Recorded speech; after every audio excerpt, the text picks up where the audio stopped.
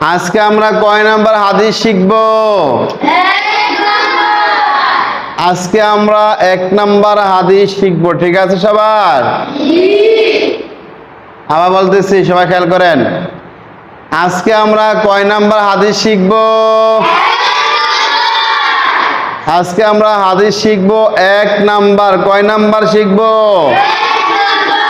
কয় বলেন? 1 নাম্বার হাদিস শরীফ।